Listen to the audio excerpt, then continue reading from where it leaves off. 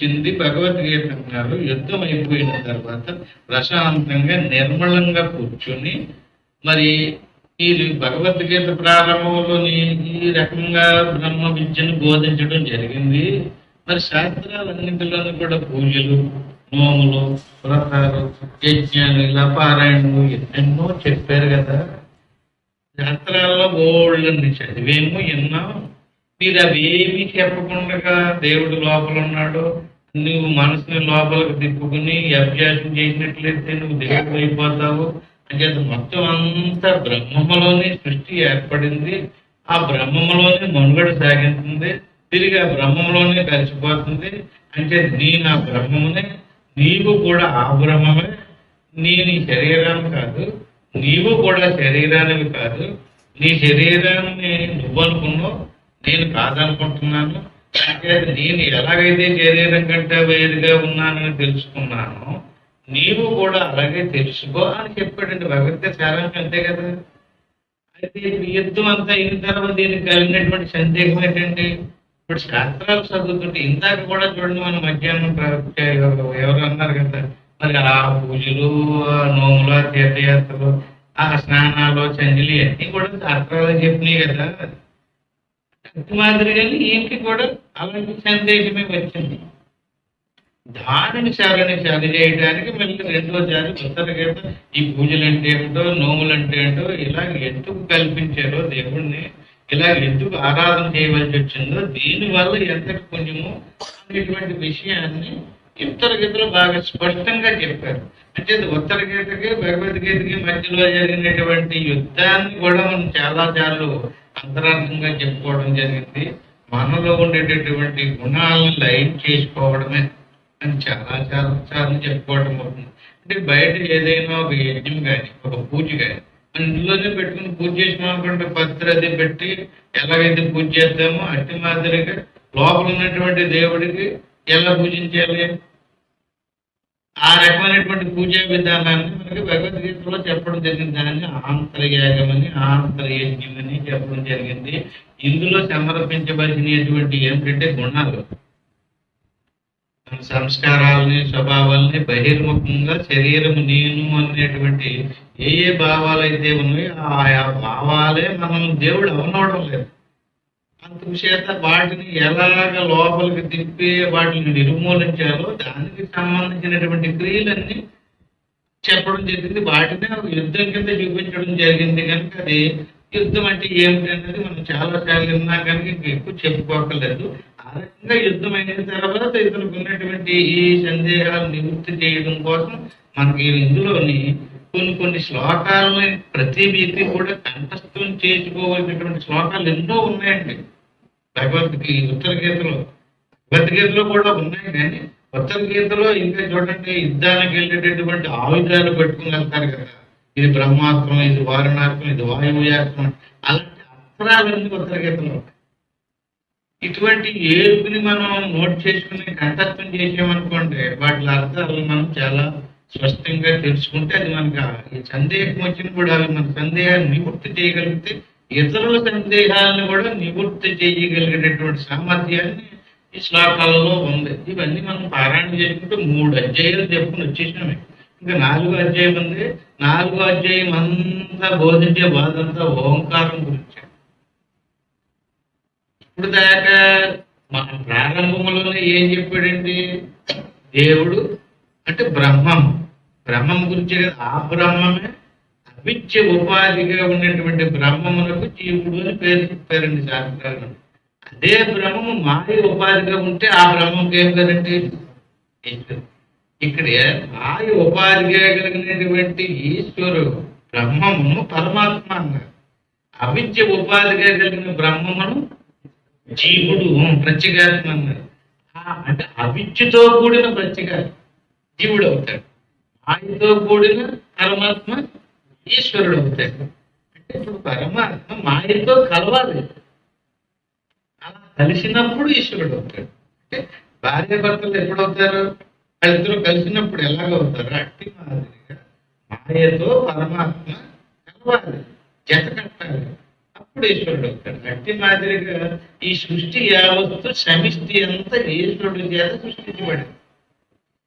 అవిద్య ఉపాధిగా కలిగినటువంటి వాళ్ళు జీవులు అన్నాం కదా, ఈ జీవులందరూ కూడా శరీరం నేను అనుకునేది ఈశ్వరుడికి జీవుడికి ఉన్నటువంటి భేదం ఏమిటండి? ఇద్దరు బ్రహ్మలే కదా, ఇద్దరు బ్రహ్మమే కదా. మరి ఆయనకి ఈయనకి డిఫరెన్స్ ఏంటి? ఎప్పుడైనా ఆలోచించారా? అంతేనా? ఉపాధులు తేడా ఉన్నంత మాత్రం చేతనే ఈయన బలహీనుడు ఎందుకు అయిపోడు?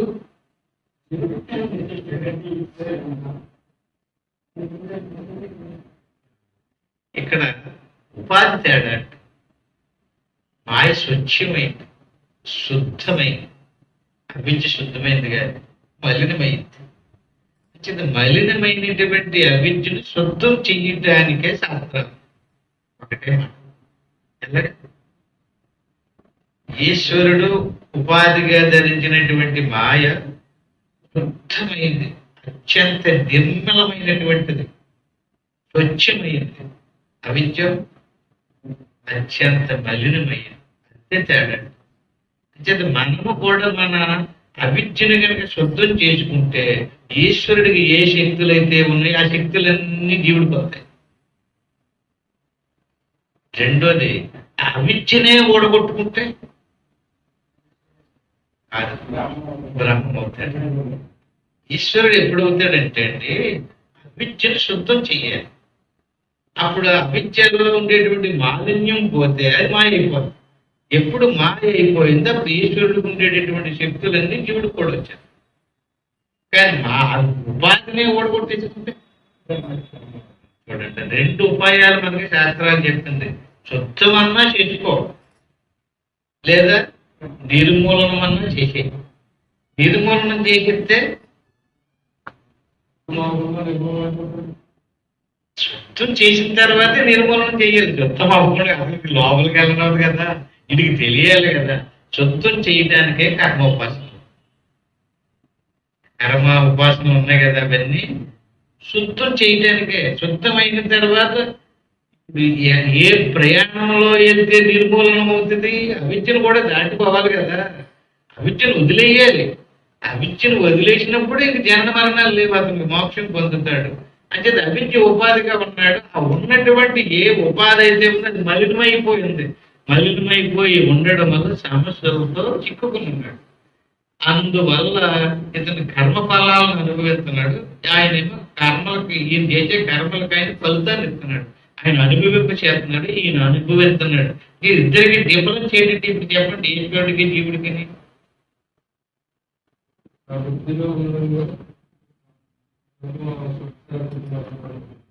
ఈశ్వరుడికి జీవుడికి ఉన్నటువంటి డిఫరెన్స్ ఏంటంటే ఉపాధి తేడా. ఉపాధి ఈయన మలినము, ఆయనదేమో శుద్ధము. ఎప్పుడైతే శుద్ధమయ్యిందో అతని స్వరూప జ్ఞానం ఏర్పడుతుంది. ఎలాగండి? శక్తులు రావడమే కాదు, స్వరూప జ్ఞానం కూడా కలిగింది. మలినమైన శక్తులు ఉండవు, స్వరూప జ్ఞానము కూడా ఉండదు, ముక్తి ఉండదు. అంటే ఎప్పుడైతే అది శుద్ధమయ్యిందో, మాయగా మారిపోయిందో, అప్పుడు తన స్వరూప జ్ఞానాన్ని ఆటంకపరచదు. మాయ కలిగించదు, బంధించదు. మాయ తల్లి లాంటిది, అవిద్య భార్య లాంటిది. భార్య తల్లి ఇద్దరు స్త్రీలే, చూడండి కావాలంటే. కానీ ఇద్దరు స్త్రీలే కదని చెప్పి ఇద్దరితోటి ఒకలాగా పురుషుడు వ్యవహరించాడు. తల్లితోటి వ్యవహరించినటువంటి విధానం వేరు, భార్యతో వ్యవహరించేటటువంటి విధానం వేరు. అవిద్య బంధించింది. ఇప్పుడు పెళ్లి చేసుకుంటే సరిపోయింది ఏంటి? పిల్లల్ని ఎవడపోషించాడు, ఎక్కడికో పోతానంటే ఎలా పడింది? నువ్వు బంధించింది కదండి, నిలబెడుతుంది కదా, లాగి పెడుతుంది కదా. అట్టి మాదిరి అవిద్య బంధించింది. పానివ్వకుండా, ముక్తిని పొందనివ్వకుండా, సత్యాన్ని తెలుసుకోనివ్వకుండా ఏయో విషయాల మీద నుంచి తీసుకెళ్ళిపోవాలి. అందుచేత ఈ కర్మ ఉపాసనలు కానీ ఇవి కానీ ఇవన్నీ కూడా దేని నిమిత్తం ప్రవేశపెట్టారంటే ఇప్పుడు చెప్పండి. ఈ శ్లోకాలన్నీ కూడా మనం ఇంతకు ముందు చాలా చెప్పుకుంటూనే వచ్చామండి. ఒకసారి చూడండి, 2వ అధ్యాయం 41 శ్లోకం తెచ్చారు. ఇదే ఇందులోనే 2వ అధ్యాయం 41 శ్లోకం. చాలాసార్లు మనకు కంఠస్థం అయిపోయింది, శ్లోకం చెప్పేసుకోవడం కూడా జరిగింది. అంటే మిమ్మల్ని ఎందుకు ఆ నెంబర్ చెప్పి తీయండి చదవండి అని ఎందుకు అంటున్నారంటారు? నేను చదివలేక ఎవరు చదివించినా పర్వాలేదు కాదు.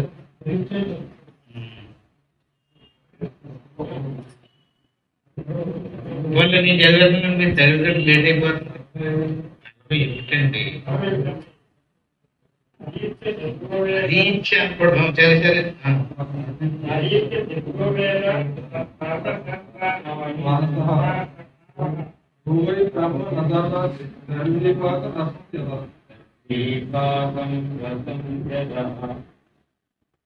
అంటే ఏంటంటే ఇప్పుడు ఆదిత్య శతురో వేదం. శతురో వేదాలు అంటే ఏంటండి? మనకి ఉన్నాయి 4 వేదాలు. ఆ వేదాలకి మళ్ళీ చూడండి, మంత్రులకి ఉప ముఖ్యమంత్రి అన్నట్టుగా 4 వేదాలకి 4 ఉపవేదాలు. వాటికి మళ్ళీ బ్రాహ్మణాలు, అరణ్యకాలు, ఉపనిషత్తులు ఇవన్నిటికీ వేదాలనే పేరు. ఆదిత్య శతురో వేదాలు 4 వేదాలు చదివేశాడు. ఎంత సమయం తీసుకుంటుందంటారు? ఎంత సమయం తీసుకుంది? ఆదిత్య శతురో వేదాలు. ధర్మశాస్త్రాన్ని మానవ ధర్మశాస్త్రాలు. ఈ ధర్మశాస్త్రాలు 18 అండి, పురాణాలు 18 అండి. మళ్ళీ ఈ 18 పురాణాలకి 18 ఉప పురాణాలు కూడా ఉన్నాయి. వీటిలన్నిటిని కూడా ధర్మశాస్త్రాలు అని అంటారు. వేదాలని వాటికి పేరు, ధర్మశాస్త్రాలని వీటికి పేరు. రామాయణ భారతాలను కూడా ఇందులో కలిపేసుకొచ్చండి. ఇట్లా ఇతిహాసాలు అంటారు కానీ అవి కూడా ధర్మాలను చెప్పినాయి కనుక ఈ 2 వర్గాలని, అటు వేదాలు ఇటు ధర్మశాస్త్రాలు. ఆదిత్య శతురో వేదం ధర్మశాస్త్రాన్ని మానవ ఇవి చదివేశాడంటే, ఇవి చదివేశాడంటే. కానీ ఏం తెలియలేదంటే అండి, యో వై బ్రహ్మ నజానది. బ్రహ్మం అంటే అంతే. శాస్త్రాలన్నీ బట్టి పట్టించాడు. బ్రహ్మాండంగా మైకి బట్టి వినిపిస్తున్నాడు ఏ క్లాస్. మనం కూడా వింటున్నాం, ఏం చెప్పారండి అంటాం. కానీ అతనికి ఏం తెల్లలేదు, బ్రహ్మం అంటే ఏంటో తెల్లలేదు. ఇప్పుడు మనం ముందుగా చెప్తున్నాం, ఒకే బ్రహ్మము మాయ ఉపాధిగా ఉండడం వల్ల పరమాత్మ, అవిద్య ఉపాధిగా ఉండడం వల్ల ప్రత్యేగాత్మ. అవిద్యతో కూడటం వల్ల ప్రత్యేగాత్మ జీవుడు, మాయతో కూడటం వల్ల ఈశ్వరుడు. మారిపోయేటువంటి పేర్లు అలాగా. అదే బ్రహ్మమునకు ఎన్ని పేర్లు వచ్చినాయి ఇప్పుడు? ఒకే బ్రహ్మం అండి. కొంచెం పరమాత్మ, ఈశ్వరుడు. ఇలా వచ్చాం ప్రత్యేగాత్మ, జీవుడు. అంటే జీవుడు, ప్రత్యేగాత్మ, పరమాత్మ, ఈశ్వరుడు ఇవన్నీ బ్రహ్మానికే పేర్లు. కానీ ఈశ్వరుడు అన్నప్పుడు ఏముంది తేడా? అలాగే జీవుడు అన్నప్పుడు, ప్రత్యేగాత్మ అన్నప్పుడు బ్రహ్మమేనాది. ప్రత్యేగాత్మ అన్నప్పుడు బ్రహ్మమే. మరి బ్రహ్మం అనుకుంటా ప్రత్యేగాత్మ ఎందుకంటున్నారు? అలాగే బ్రహ్మం అనుకుంటా పరమాత్మ ఎందుకంటున్నారు? అలాగే ఆ బ్రహ్మాన్ని జీవుడిని ఎందుకంటున్నాం, ఈశ్వరుడిని ఎందుకంటున్నాం? చూసారండి, ఏం చేయాలి ఇక్కడ మనకి?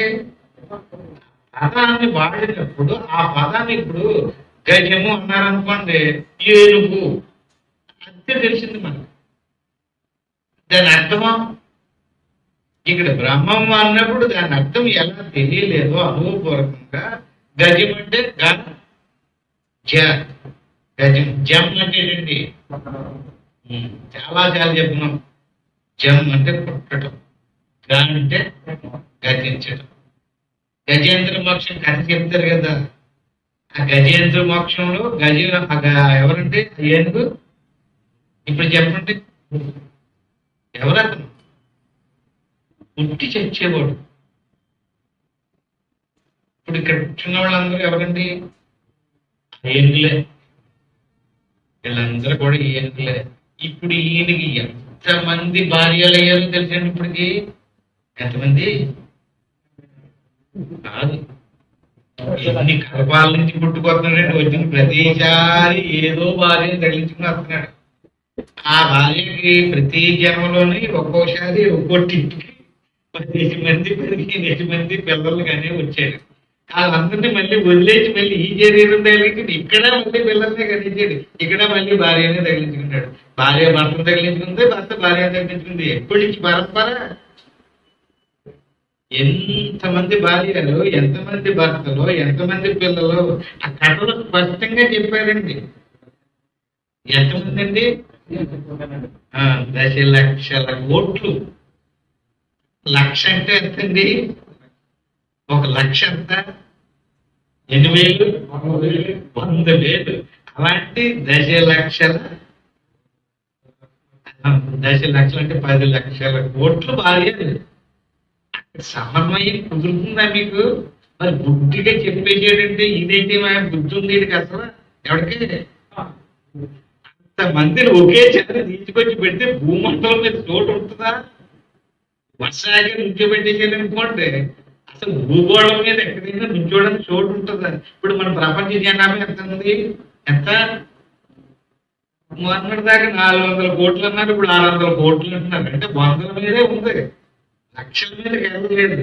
ఇప్పుడు ఎన్ని లక్షల కోట్లు? మరి అందరికీ పిల్లలు ఉన్నారండి. ఆ పిల్లలకి పెళ్ళిళ్ళు అయ్యి, ఆ పిల్లలకి కూడా పిల్లలు ఉన్నారు. ఇంతమంది భార్యలు, పిల్లలు ఈ గ్యాంగ్ అంతటినీ నుంచోబెడితే ఇలాంటి భూగోళాలు 14 కావాలి.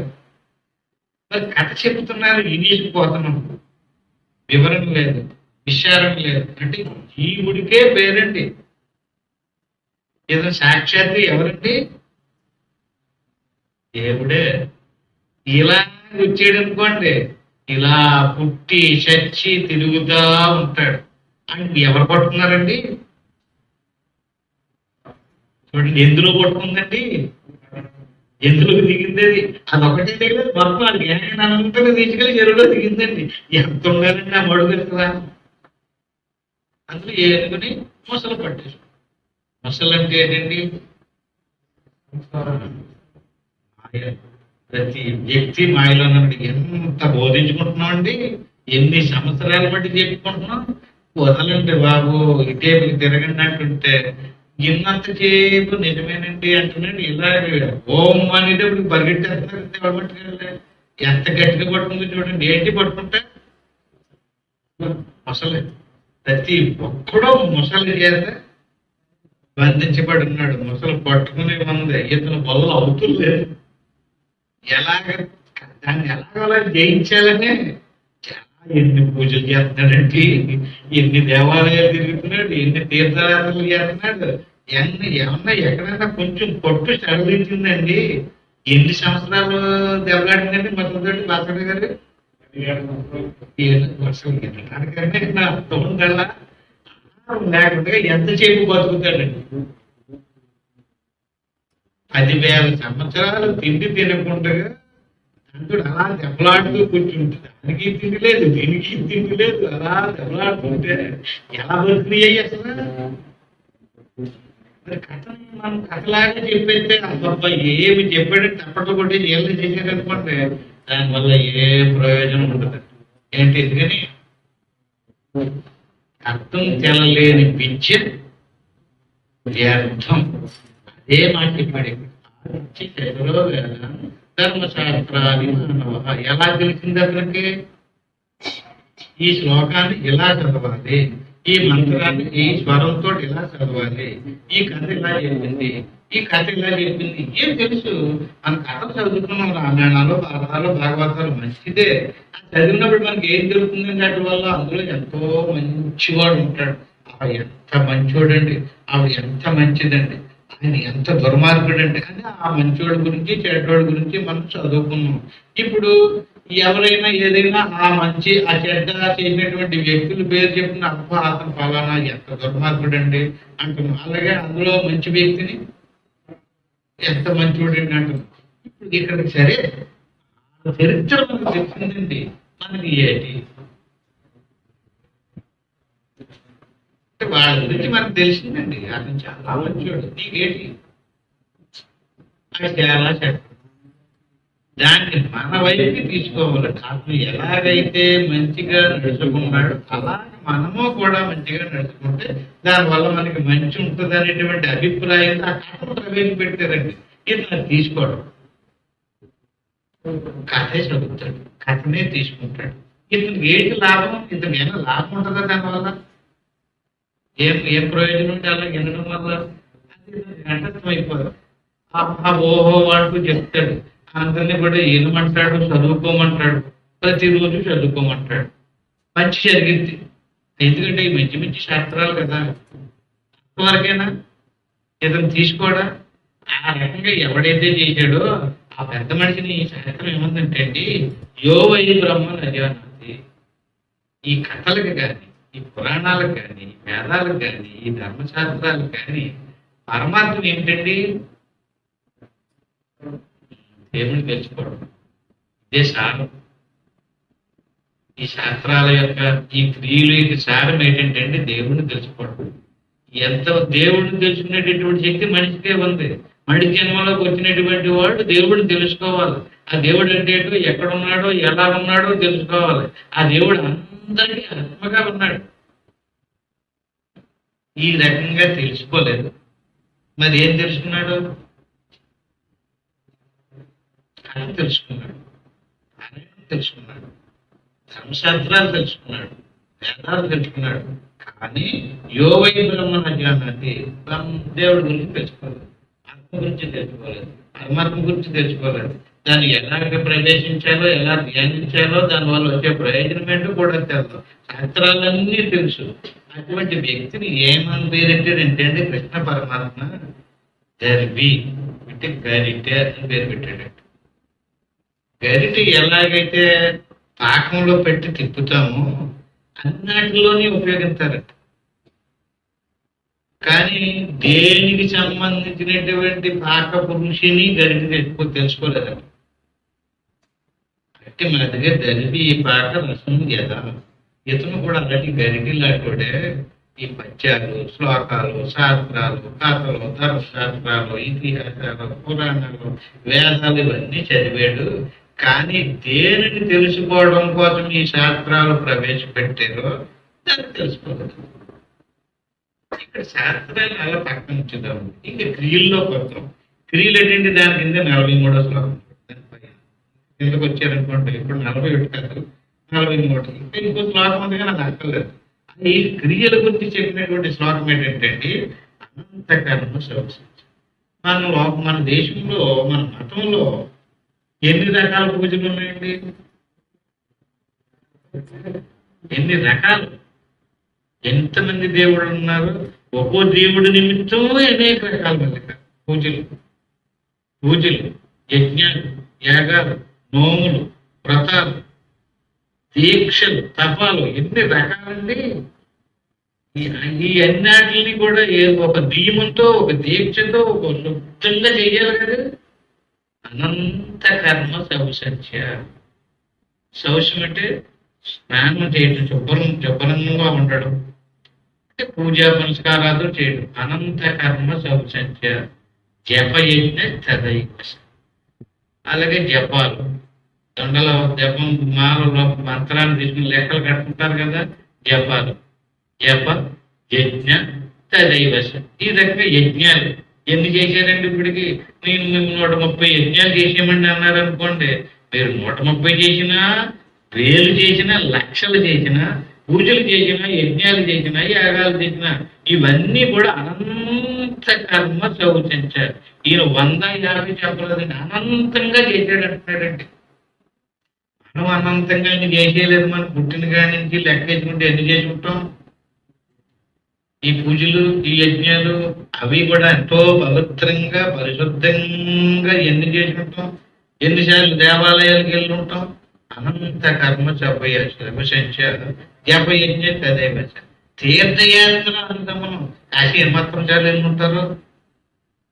తీర్థయాత్రలు ఏమాత్రం తిరిగేశారంటే అసలు ఎప్పుడో జన్మకో శివరాత్రి ఉన్నట్టుగా ఓకే ఉండదు కదా. తీర్థయాత్ర అనుగమనం. వీటి వల్ల ఏంటి నాయన ప్రయోజనం అంటే యావత్ తత్వం లేదు. వీటన్నిటి వెనకాల ఇందాక గజేంద్ర మోక్షంలో ఎలాగ రహస్యం ఉందో వీటన్నిటి వెనకాల ఈ క్రియల వెనకాల సీక్రెట్. ఏంటంటే సీక్రెట్? తత్వాన్ని తెలుసుకోవడం. తత్వాన్ని తెలుసుకోవడం అనలేదండి, తత్వాన్ని శాస్త్రం ద్వారా తెలుసుకున్నాం, క్రియల ద్వారా పొందాలి. పొందడానికి తెలుసుకోవడానికి తేడా ఏంటి?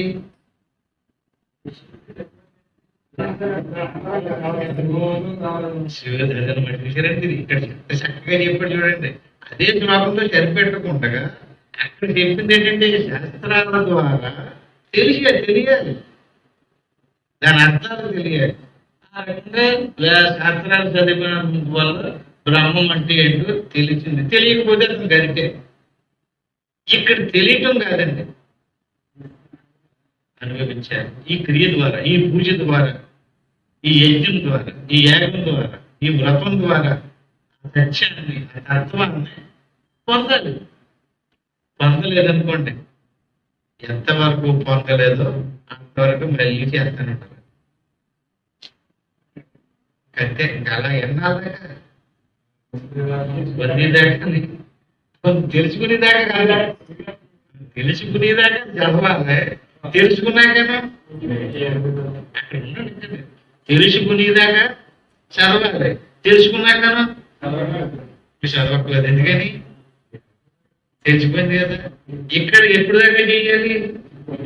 పొందేదాకానే. పొందేకనా ఎందుకు పొందితేని చక్కగా చెప్పాడు చూడండి. పొందిన తర్వాత ఇక చేయాల్సినటువంటి పని లేదు.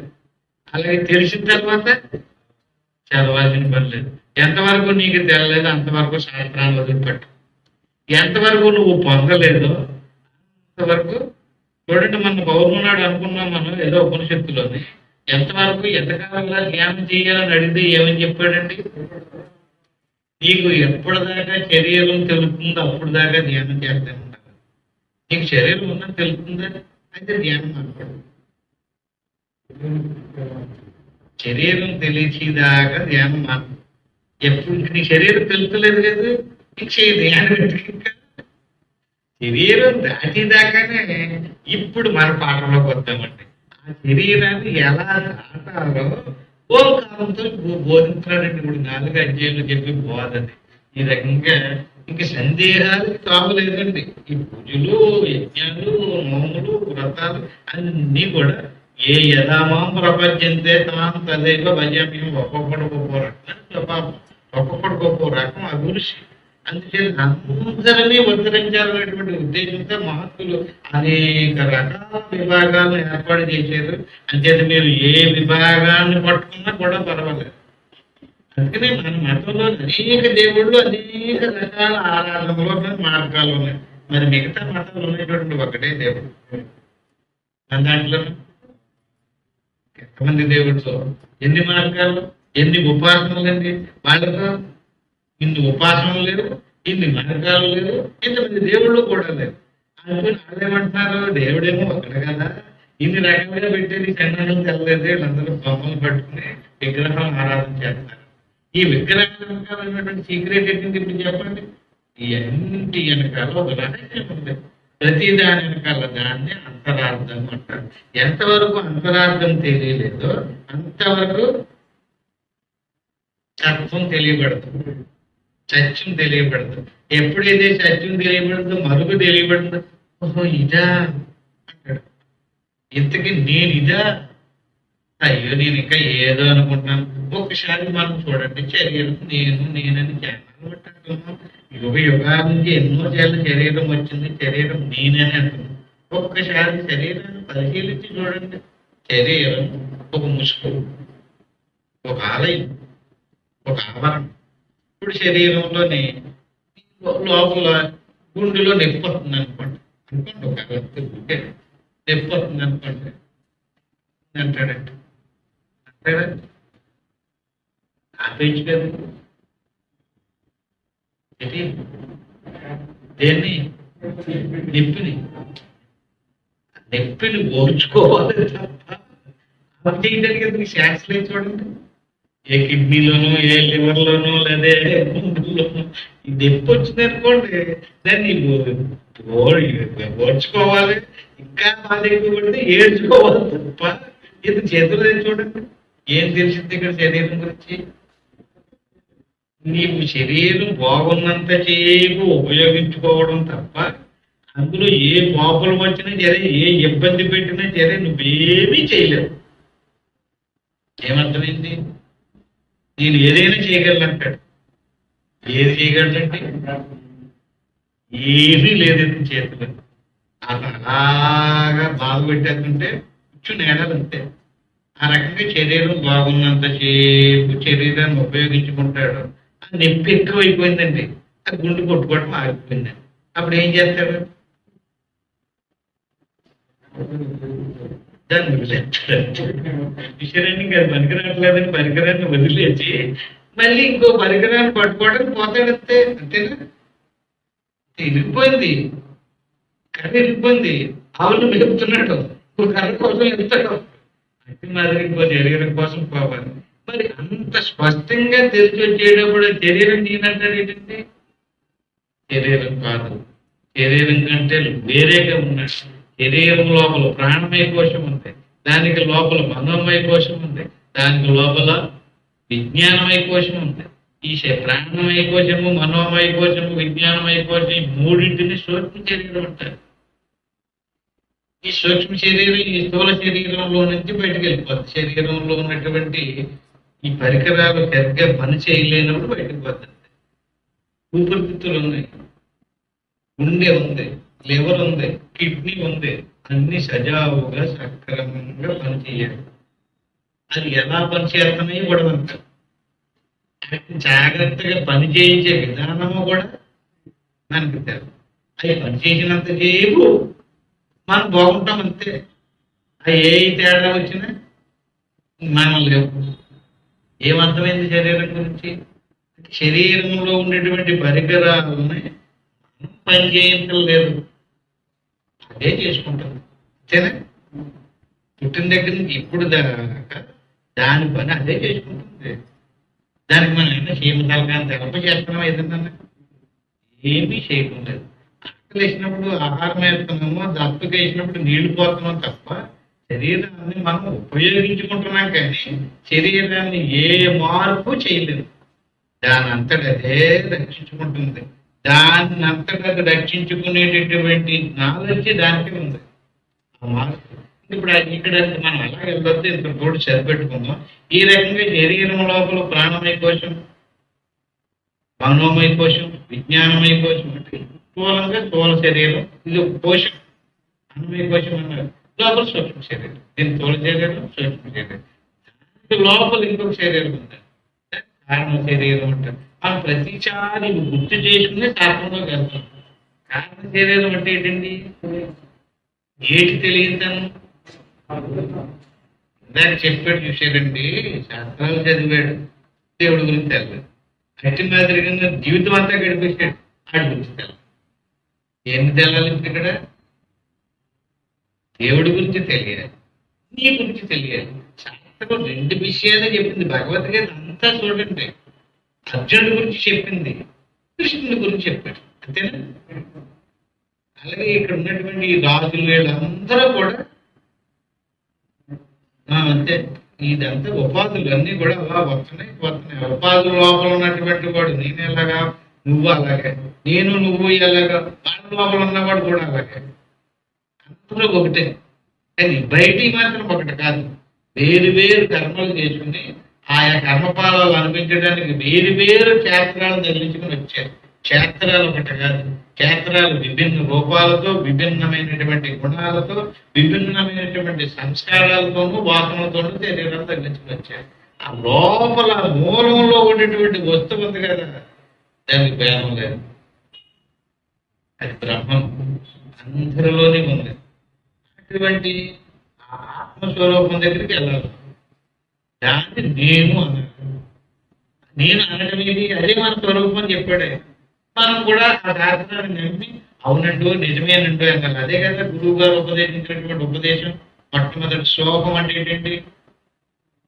అది ఏది? ఆత్మ. హం సోహం అంటే అహం అంటే ఏంటండి నేను, సోహం అంటే అది నేను. మరి ఇదేది శరీరము, ప్రాణము, మనసు, ఇంద్రియాలు, ఇదంతా ఇది నేను కాదు. మరి నేననే ఉంది, నేననే తెలుస్తుంది. ఈ జ్ఞానమే కదా మనకుంది. మరి ఈ జ్ఞానాన్ని ఏమని పేరెట్టాడండి ఆయన? అజ్ఞానం అన్నాడు. ఏ జ్ఞానాన్ని? ఈ శరీరము నేను అన్న జ్ఞానంతో శాస్త్రం చదివాం. అప్పుడు దేవుడికి కూడా ఇలాంటి ఓ శరీరం తగిలింది. ఈ శరీరం నేను, ఆ శరీరం ఆయన. కాకపోతే మన శరీరం లాంటి శరీరం కాదండి, చాలా గొప్పగా ఉంది బాగా. కానీ ఈ శరీరం లోపల, లోపల ఉన్నటువంటి సత్పదార్థం ఒకటే. ఈ శరీరంలో ఇది బలహీనమైంది, అది బలవంతమైంది, అది గొప్పదే, ఇది తక్కువది. ఆ తేడా ఇక్కడ ఉంటుంది, అది అందరిలోని కూడా ఉంటుంది. కానీ లోపలికి వెళ్తేనో ఆ తేడా ఉంటుంది. అది జ్ఞానం. ఈ జ్ఞానం తెలియాలి. దీన్ని ఆత్మజ్ఞానం అన్నారు. ఈ జ్ఞానం మనకు లేకపోవడాన్ని ఏమన్నారండి? అజ్ఞానం అన్నారు. అంటే మనిషి పుట్టినటువంటి వాడు ఈ జ్ఞానం తెలుసుకోవాలి. ఎప్పుడైతే ఈ జ్ఞానం తెలిసిందో, ఎవరికి తెలిసిందో వాడు అప్పుడు దాకా చేసినటువంటి కర్మలన్నీ దగ్ధమైపోతాయి. ఎప్పుడైతే కర్మలు దగ్ధమైపోయినాయో, యథార్థం తెలుసుకున్నాడో అటువంటి వాడు జన్మకు రాడు. మరి అటువంటి ఇది నేను కాదు, అది నేను అనేటువంటిది నాకు ఎలా తెలుస్తుందండి? మీరు చెప్పారు, శాస్త్రం చెప్పింది, విన్నాము, తెలిసింది. తెలిసిపోతే సరిపోయిందా అన్నాం అనుకోండి. ఇప్పుడు పొందాలి కదా, అది అవునో కాదు రుజువుగా ప్రత్యక్షంగా దాన్ని మనం చూడాలి. అలా చూడడానికి చేసే ప్రయత్నం ఏమన్నారండి? సాధన. అంటే ఈ పూజలు, యజ్ఞాలు, యాగాలు అవన్నీ ఈ సాధనే. అది బాహ్యంగా చేసి చూపించారు, దాన్ని కూడా లోపలికి తెప్పాలి. ఈ రకంగా దేవుడు అవ్వడానికి నియమించినటువంటి సాధన మార్గాన్ని ఇప్పుడు దాకా అనేక రూపాల్లో జపించుకుంటూ వచ్చారు. ఇప్పుడు ఓంకారం ద్వారా బోధిస్తున్నారండి. ఇప్పుడు అర్జునుడు అడిగాడు దాన్ని, ఓంకారస్యతు మహాత్మ్యం రూపం స్థానం పరం కదా సర్వం శ్లోకం ఇచ్చాము గృహిణి పురుషోత్తమ. అంటే ఆత్మ పరమాత్మ అన్ని కొంత అవగాహనకు వచ్చింది. ఓంకారం అంటే ఏంటో చెప్పమన్నాడండి. మంచి విషయాన్ని అడిగావు, చెబుతానంటూ 6వ శ్లోకం వరకు మనం చెప్పేసుకున్నాం. ఏంటండి 6వ శ్లోకం దాకానే? ఓంకారంలో అకారము, ఉకారము, మకారము, అర్ధమాత్ర, ప్రణవాతీతం. ప్రణవాతీతము మాత్ర కాదు. మాత్రలు ఎన్నండి? మాత్రలు లేదు కదా, అర్ధమాత్రే కదా, దానికి మాత్ర అనుకో. అంటే ఓంకారంలో 3 మాత్రలు, ఒక అర్ధమాత్ర, ఇంకా మిగతాది ప్రణవాతీతం. అది మాత్ర కాదు, అర్ధమాత్ర కాదు. అది గుర్తుపెట్టుకోండి. ఇక్కడ ఓంకారంలో 3 మాత్రలు, ఒక అర్ధమాత్ర. మాత్రలు ఏంటి?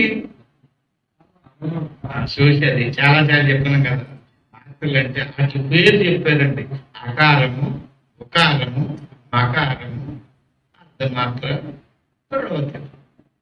ఇప్పుడు ఓంకారంలో 3 మాత్రల గురించి ఇప్పుడు మనం చెప్పుకుంటున్నాం. సాధువు పాత్ర మహాబాహో యన్మాత్వం పరికృతి ప్రవక్ష్యాన్ని తట్టే నేగతికుంటున్నాం.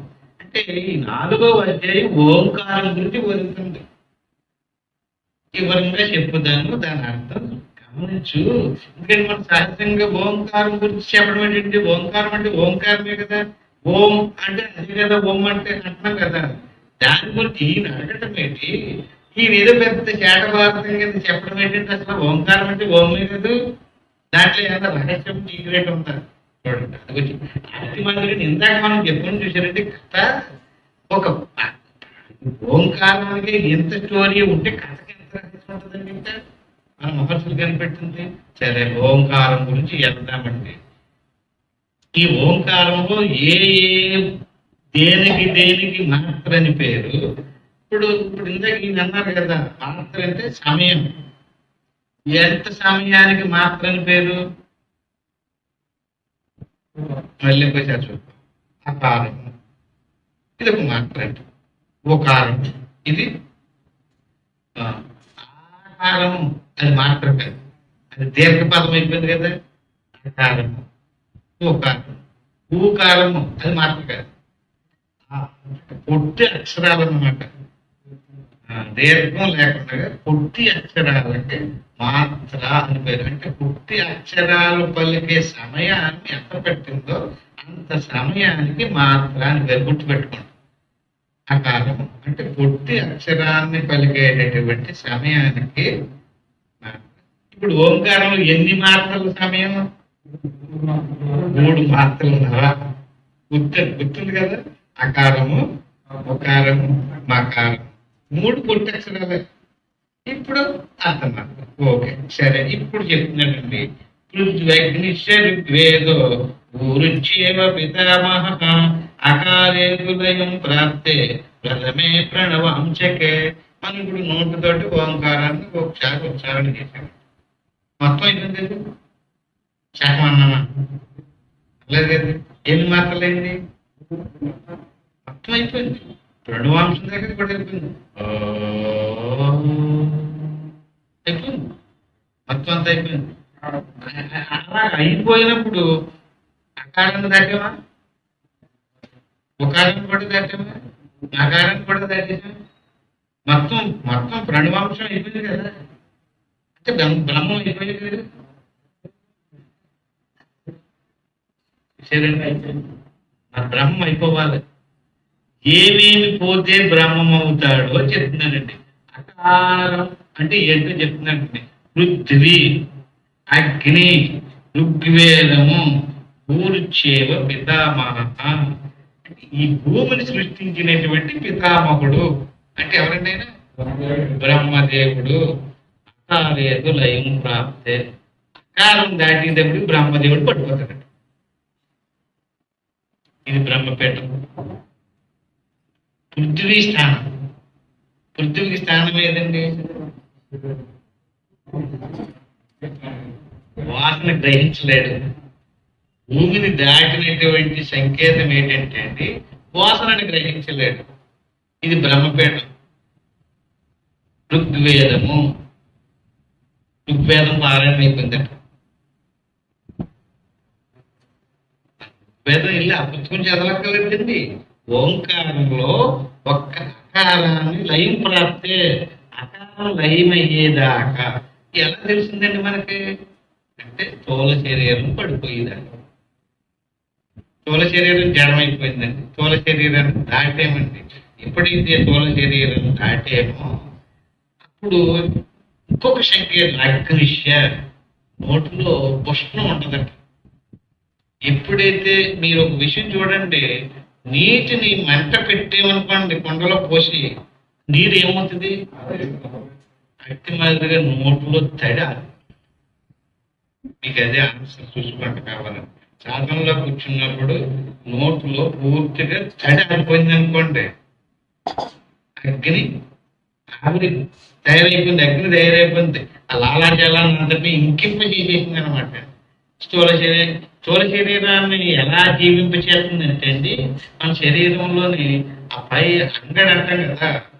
చూడండి, నాలుగు పైకి తిప్పి ఇలా గుండ్రగా తిప్పండి. గర్భగుడికి ఎలాగైతే ఉంటుందో కప్పు, అలాంటి కప్పుని చూడండి. నాలుగు పెట్టి చూడండి. గుట్టకు కాదు, ఇక్కడ దీన్ని నాలుగు నెలల పైకి ఠా ఠా అనండి. దాన్ని చూడండి. గర్భగుడికి కప్పు అందుకు ఉంటుందండి. దీన్ని చూపించడానికి దేవ దేవాలయ పురోక్తన్నారు కదా.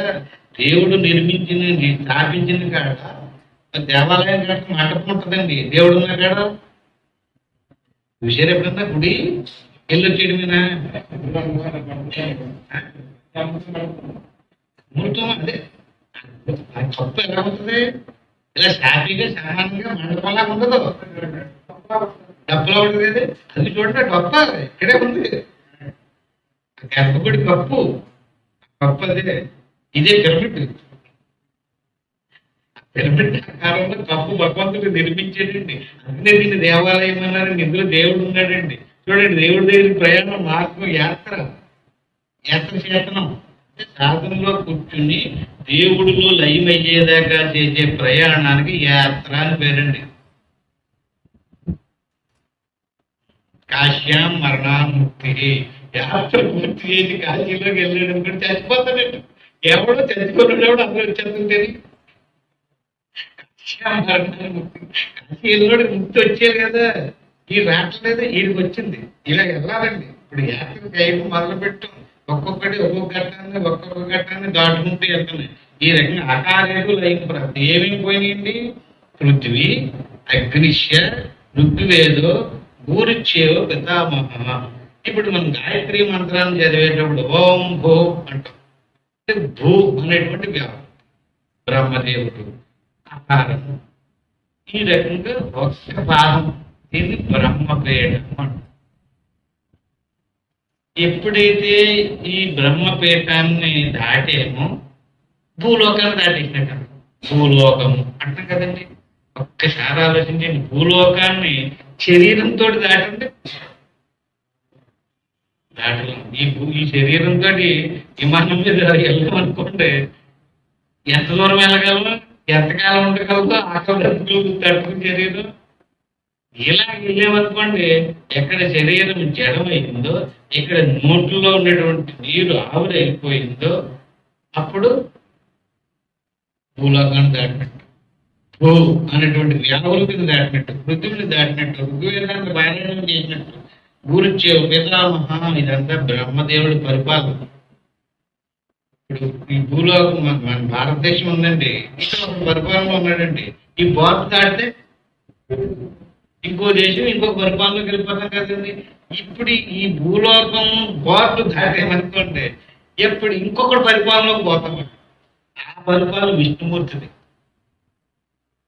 ఎంత సీక్రెట్ గా చెప్పారో చూడండి. విష్ణుమూర్తిని చూడండి. అంతరిక్షం యజుర్వేదో భువో విష్ణు సనాతన ఒకారేతు లయం ప్రాప్తే ద్వితీయే ప్రణవాంశకే. ఆయన ఎక్కడ ఉన్నాడండి? వైకుంఠం అంతరిక్షంలో ఉంది. భూమి ఈ ప్రాణికోటిని సృష్టించినటువంటి ఆయన బ్రహ్మదేవుడు అండి. విష్ణుమూర్తి ఈ సృష్టించబడినటువంటి వాళ్ళందరిలోనూ సూక్ష్మ రూపంలో ఉన్నాడండి. స్థూల శరీరాలన్నీ సృష్టించినటువంటి బ్రహ్మగారైతే, సూక్ష్మ శరీరాన్ని సృష్టించినటువంటి ఆయన విష్ణువు.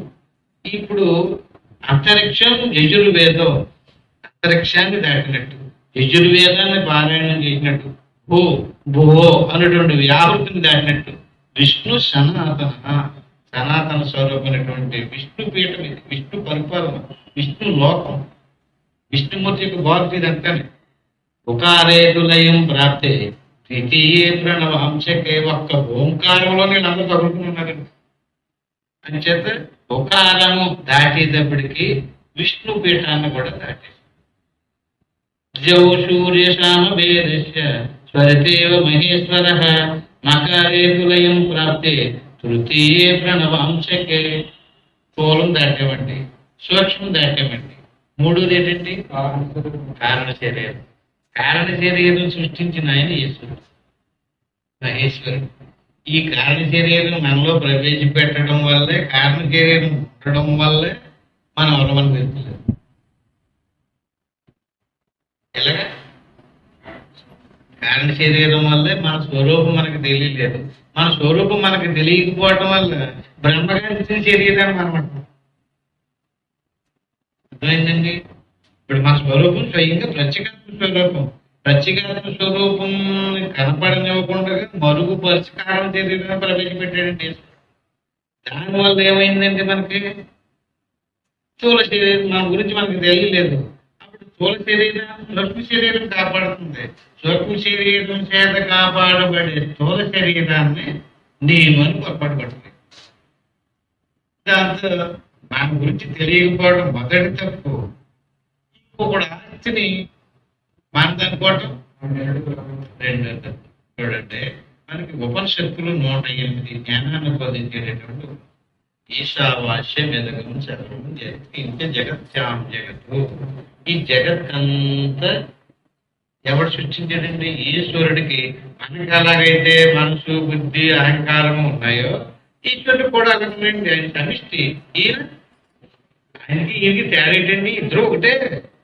ఆయనకి ఉపాధి ఉంది, ఈయనకి ఉపాధి ఉంది. కాకపోతే ఆయన గొప్పవాడు ఎందుకు అయ్యాడంటే మాది ఉపాధి పవిత్రమైంది, పరిశుద్ధమైంది, ఇది మలినమైపోయింది. కానీ పరికరాలన్నీ మామూలే. ఈయనకి మనసు బుద్ధి అహంకారం ఉన్నాయండి, ఆయనకి మనసు బుద్ధి అహంకారం ఉన్నాయండి. ఆయన మనసుకు బ్రహ్మదేవుడు అని పేరు, ఆయన బుద్ధికి విష్ణు అని పేరు, ఆయన అహంకారానికి రుద్రుడు అని పేరండి. ఈ రకంగా ఆయన యొక్క ఇంద్రియాదులతో విశ్వాన్ని సృష్టించాడు ఆయన. ఈశావాస్యం ఎదగం సర్వం యత్కించ జగత్యాం జగత్తు, జగత్తంతా ఆయన ఇంద్రియాలతో సృష్టించి ఇప్పుడు మన స్వరూపం ఉందండి. ఇక్కడ మళ్ళీ మన దగ్గర వస్తుంది. మన ఈ శరీరంలో మన స్వస్వరూపం ఎక్కడ ఉందంటారు? మీరు ఎక్కడ ఉన్నారండి? ఎక్కడ? బ్రహ్మ మీరైతే బ్రహ్మలో ఉన్నాడు పెట్టండి. నేను మిమ్మల్ని శరీరంలో అడుగుతున్నాను, ఎక్కడున్నారు? తలలో ఉన్నారా? చేతిలో ఉన్నారా? కాళ్ళలో ఉన్నారా? కడుపులో ఉన్నారా? ఎక్కడున్నారు? అనండి. మీ ఈపి మీద ఎక్కడో, ఈపి మీద ఎక్కడో పాదం చివర చీమ కొడుతుంది, మీకు తెలుస్తుందా? మీరు లేకుండా ఎలా తెలుస్తుంది? మీకు తెలుస్తుందంటే మీరు ఎక్కడున్నట్టు ఎక్కడ ఉన్నారండి. మరి ఈశ్వరుడు కూడా ఈ విషయం అంతా అలాగే ఉన్నాడు. ఈ విషయం అంతా మీరు ఎక్కడ ఏం చేస్తున్నారే మన ఒంటి మీద చేయమే, ఎక్కడన్నా కొడుతుంటే ఎలా తెలిసిపోతుందో ఈ విష్ణువులో ఎక్కడ ఎవడు ఏం చేస్తున్నాడు నాకు అలా తెలిసిపోతుంది. ఈశావాస్యం ఎదగం సర్వం యత్కించ జగత్యాం జగత్, జగత్తంతా శరీరం అంట. ఇది మన శరీరం, ప్రపంచం ఆయన శరీరం, జగత్ ఆయన శరీరం అంతా ఉన్నాడు. ఈయన శరీరం అంతా పూర్ణంగా ఉన్నాడు, ఆయన శరీరం అంతా పూర్ణంగా ఉన్నాడు. ఈశావాస్యం ఎదగం సర్వం యత్కించ జగత్యాం జగత్ అంటే ఆ జగత్ అంతా ఎవరి శరీరం అండి? ఈశ్వర శరీరంలో ఒక భాగాన్ని పట్టుకుని నాది నేను అన్నారు అనుకోండి, తేను తెక్తేను గుంజేద మాకు కదా కష్ట సిద్ధం కాస్త అనుకుంటున్నావు. ఇప్పుడు క్షేమ మన శరీరం మీద తాగుతూ వచ్చి కలిసేస్తుంది అనుకోండి, లాగించి దోమ రక్తం పీల్చేస్తున్నాం. ఎవడ బాబుదే ఇందులో రక్తం తగ్గుతున్న బట్టి ఇది నా శరీరం, ఆ శరీరం అంత రక్తం పీల్చేస్తున్నాడు అని చెప్పి మీరు పట్టమని చెప్పట్లేదండి. ఎందుకు చెప్పినట్టు? మీకు ఎంత కోపం రావాలండి? అది కూడా బతకాలని అనుకోవచ్చు కదండి, అనుకోవచ్చా? మరి ఎందుకు దాన్ని మరి బాధ పెట్టేసి వెంటనే కొట్టేశారు, తరిమేశారు, మరి చెప్పించారు. అటు మాదిరి ఆయన కూడా ఏమంటారు తెలుసండి, ఈ విశ్వం అంతా నా శరీరం, నా ఆస్తి, నాది అని చేస్తే ఎప్పటిదనుకుంటున్నాం కష్యసిద్ధనం అంటే ఏంటండి? ఈ శరీరం ఇది ధనం, ఇది నాది, నా రక్తం తగ్గబట్టి నా శరీరంలో రక్తం అతి మాత్రం ఆయన ఏమంటాడండి కష్యసిద్ధనం, ఇదంతా నా ధనం, నా ధనాన్ని నువ్వు అనిపించేస్తావా నీకు వచ్చినట్టు కానీ అడ్డదిద్దాలి కానీ నీకు తెలివి ఉందని చెప్పించి నీ తెలివితేటలు మోసంతో రకరకాల ప్రయత్నాలు చేసేసి నీ ఇష్టం వచ్చినట్టుగా నువ్వు చేసేసేవనుకో నేను అలా చూస్తూ ఊరుకుంటూ ఉంటాననుకుంటున్నావా? ఊరుకోడండి. చూడండి ఎన్ని రకాల మోసం చేసేస్తున్నారో చూడండి. ఆయనకి ఏం తెలుస్తలేదు అనుకుంటున్నారు కోపం, ఎందుకంటే ఏమి చేస్తలేదు కదా. ఏమి చెయ్యకపోవడం ఏంటండి బాబు? కాళ్ళు లేకుండా, చేతులు లేకుండా, కళ్ళు లేకుండా, అవయవాలు లేకుండా వచ్చిన వాళ్ళందరూ ఎవరు? అలా తెలుసుకోకుండా చేసేసిన వాళ్ళే కష్టసిద్ధం. నేనేమి చూడలేదు, నాకేమీ తెలుస్తలేదు అనుకుంటున్నావేమో. కాదు, అయితే మరి నేను ఎలా బతకనయ్యా అన్నాడు అనుకోండి, నీకు ఇచ్చిన దాంతో సంతోషపడు, దాన్నే ప్రారంభం అంటారు కదండి. ఉంటాయి ఉంటాయి కానీ ప్రతి వ్యక్తికి కూడా ఏం చేసుకొచ్చాడో దాని ప్రకారంగా నిర్ణయం అయిపోయిందండి. దాని ప్రకారంగా జీవించు, అప్పుడు ఎంత సుఖం ఉందండి. అలాగైతేనే ఆయనకి ఏదైతే నిర్ణయించాడో, ఏదైతే రాసి పెట్టుకున్నాడో దాన్ని విధి అంటారు. ఆ విధి ప్రకారంగా వెళ్ళిపోయాడు అనుకోండి, వాడికి హాయిగా సుఖంగా బయలుదేరి హాయిగా పట్టుకుని పోతాడు. ఈ అడ్డదిడ్డాలుగా చేసినాడు హాయిగా నిద్రపోవడం పోతుందండి. అంత భయమే అంచేత తేన చెక్తేన గుంజేదా, నీకు ఇచ్చిన దాంతో తృప్తిపడు, ఇంకొకటి దాన్ని వదిలేదు. అది ఆడికిచ్చాను, ఇదంతా నా కోసం కానీ చేయాల్సిన విషయం నీకోసమే. కానీ మీకోసం ఈ ఒక్కొక్కటి కొంత కొంత కొంత కొంత ఇచ్చేయండి. ఆ ఎవరికి ఏది ఇచ్చినా ఆ ప్రారంభకరణాన్ని బట్టి వాడు దాంట్లో సరిపెట్టుకుని జీవించండి. నేను తెచ్చిన గుంజేది అనుభవించండి. మాత్రతో కశిస్తున్నాను, ఇంకొకటి దాన్ని కశించకండి. అది నాది, అది దాన్ని వాడి కోసం నియమించాను అక్కడ. ఇది ఈ రకంగా జీవించాడు అనుకోండి, కుర్వన్నేవేహ కర్మాన్ని జిజి విషయ శతకం సమహ.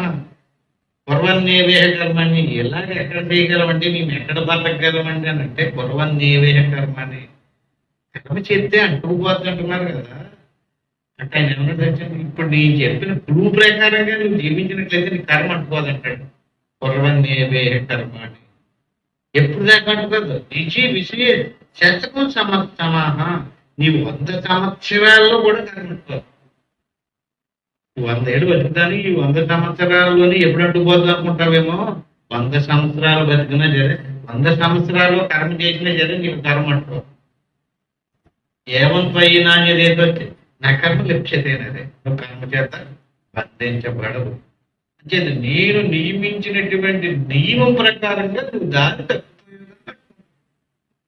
నేను నియమించిన నియతి ప్రకారంగా ఈశ్వర సృష్టి ఎలా నియమించబడిందో దాని ప్రకారంగా నియమించమని చెప్పడానికే శాస్త్రం. మన ఇతిహాసాలు చదువుతున్నాం, పురాణాలు చదువుతున్నాం, ధర్మశాస్త్రాలు చదువుతున్నాం. అది ఎవరయ్యో కథల కింద చదువుకుపోతున్నాడు. ఆయన్ని ఎక్కడో చేశాడు కదా, మనం ఎక్కడ చేయగలరా అంటున్నాడు. అంతే లేచి అదంతా బాగా నడినట్టండి. అది పొలవల్లో జరిగింది, కానీ వాళ్ళంత గొప్పవాడు కనుక మనం ఎక్కడ అంటాడు. కానీ ఇప్పుడు శాస్త్రాలన్నీ దేనికండి, ఈ చీకరేట్లు చెప్పడానికే చేస్తున్నారు. ఈ రకంగా ఎవడైతే తెలుసుకున్నాడో దౌశూర్య సామవేదస్య త్వరితేవ మహేశ్వర మకారేత లయం ప్రాప్తి ద్వితీయ ప్రణవాంచికే. మూడవ వంచి కారణ శరీరాన్ని కూడా దట్టేశాడు. అకారము ఉకారము అంటే ఈశ్వరుని కూడా దట్టుకోరు. ఇప్పుడు ఏమైందండి, నీకు ఎక్కడికి వెళ్ళి పడుతున్నావు?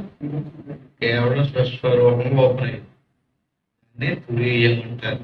జాగ్రత్త స్వప్న సుశక్తి, స్థూలము సూక్ష్మము కారణము, బ్రహ్మ విష్ణు మహేశ్వరుడు. ఈ 4 స్థానంలోకి వెళ్ళాలండి. అకారం పీత వర్ణిష్ట రజోగుణ సముద్భవ, ఉకార శుక్ల వర్ణిష్ట సత్వగుణ సముద్భవ, మకార కృష్ణ వర్ణిష్ట తమోగుణ సముద్భవ. అంటే ఈ 3 దేవతలు, 3 దేవుళ్ళు, 3 శరీరాలు, 3 అవస్థలు, 3 గుణాలు, 3 రంగులు. రంగులు కూడా చెప్పాడండి. ఏంటండి, అకార పీత వర్ణస్య అకారం, రజోగుణ సముద్భవ. ఈ అకారం అంటే ఏంటంటే ఏం చెప్తున్నాండి, మొదటి పాదం ఇది రజోగుణంతో కూడుకున్నాం. దీని రంగు పసుపు పచ్చడి, పశువు వచ్చ.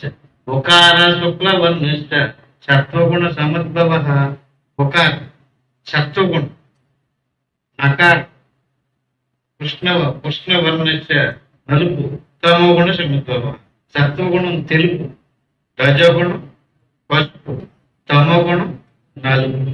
ఈ రకంగా 3 గుణాలకి 3 రంగులు, 3 రంగులు, 3 గుణాలు, 3 దేవుళ్ళు, 3 అవస్థలు, 3 శరీరాలు, 3 పాత్రలు. ఏమర్థమైందండి? అక్కడికి వద్దామండి. 3 పాదాలు, 3 గుణాలు, 3 శరీరాలు, 3 అవస్థలు, 3 దేవుళ్ళు. ఈ రకంగా ఇక్కడికి వచ్చేటప్పటికి ఎన్ని దాటితే, ఇక్కడికి వెళ్ళేటప్పటికి, ఎక్కడికి వెళ్ళేటప్పటికి ఉకారం లయం ప్రాప్తే. మొత్తం ఎన్ని దాటేసామండి. అకారేశ ఉకారేశ అకారేశ ధనంజయ ఇదమేకం సునిష్పన్నం ఓమిది జ్యోతి రూపకం. పరిగెట్టుకుంటూ చదవకూడదండి ఈ శ్లోకాలు. ఇక్కడ చూడండి ఏమంటాడంటే అండి, అకారేశ, అకారాన్ని ఉకారంలో కల, ఉకారేశ మకారేశ ధనంజయ. అకారం ఉకారంలో లయమైంది, ఉకారం అకారంలో లయమైంది. ఇప్పుడు మకారం జ్యోతిలో లయమైంది. అదే జ్యోతి అంటే ఎలుగు. ఏంటండి, ఇదమేకం సునిష్పన్నం. అది నా స్థానంలోకి వచ్చాడు. ఎక్కడ దాకా దాటి బాగుంది, ఎక్కడ దాకా వెళ్ళిపోడండి, 3 లోకాలు దాటేసి. 3 లోకాలు పేరున్నారు మీరు ఎప్పుడండి. త్రిమూడు లోకాలు అంటుంటాం కదండి. త్రిమూడు లోకాలను దాటేయాలండి. త్రిమూడు లోకాలని కూడా దాటించేటటువంటి